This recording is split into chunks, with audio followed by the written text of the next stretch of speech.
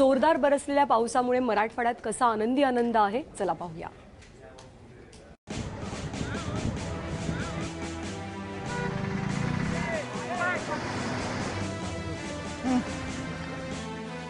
गेल्या 15 वर्षात उमरगा तालुक्यात असा पाऊस कधीच झाला नव्हता।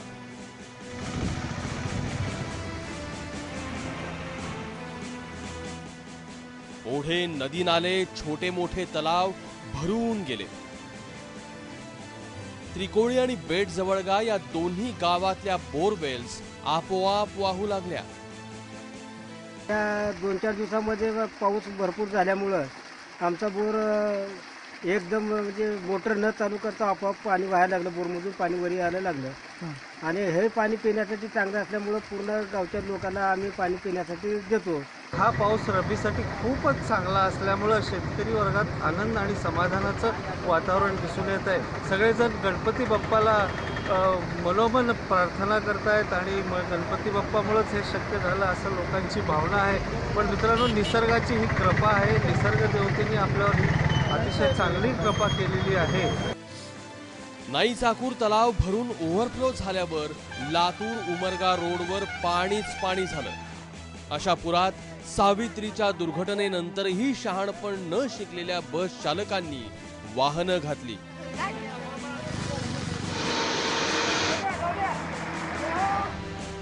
शेतकऱ्यांनीच तलावाचा सांडवा फोडून पाण्याला वाट करून दिली। वाहतूक सुरळीत झाली। उमरगा शहरात सकाळपर्यंत पाऊस सुरू होता।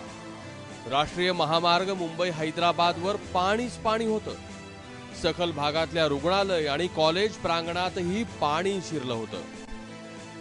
सगळीकडे पाणी म्हणजे हॉस्पिटलच्या चारी बाजूने पाणी आहे। हॉस्पिटलमध्ये यायला लोकांना पेशंटला जायला बाहेर प्रॉब्लेम यायला लागला आहे।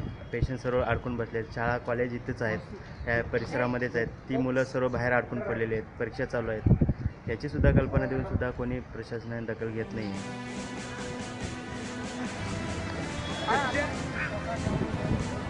आमच्या कॉलेजच्या परिसरामध्ये पूर्ण आमचा कॉलेजचा परिसर हा पाण्याने व्यापलेला आहे आणि ह्या पाणी व्यापल्यामुळे विद्यार्थ्यांना ये जा करण्यासाठी खूप जिकरीचे प्रयत्न करावे लागत आहेत। तर अक्षरशः विद्यार्थी हे एकमेकाच्या हाताला धरून किंवा आमचा स्टाफ विद्यार्थ्यांना हाताला धरून अलीकडून पलीकडे कॉलेजकडे आणत आहे आणि कॉलेजकडून पलीकडे नेत आहे। एक्झाम असल्यामुळे आम्ही सर्व विद्यार्थी एकमेकांच्या हाताला धरून कॉलेजमध्ये येत आहोत। आमचे एक्झाम याच्यामध्ये कसे होणार आहे, अक्षरशः आमच्या कॉलेजच्या साईडला हॉस्पिटल आहे, त्या हॉस्पिटलच्या खाल्ल्या तळापर्यंत पाणी जाण्याची दाट शक्यता आहे। नारंगवाडी त्रिकोळी गावातल्या घरांचं पावसानं नुकसान केलं। शेकडो एकर शिवार पाण्याखाली गेलं। सोयाबीनच्या पिकांची तर पावसानं माती केली। फक्त 72 तासात 3 वर्षांचा दुष्काळ धुवून काढण्याची किमया झाली। आता रब्बीची चिंता मिटली।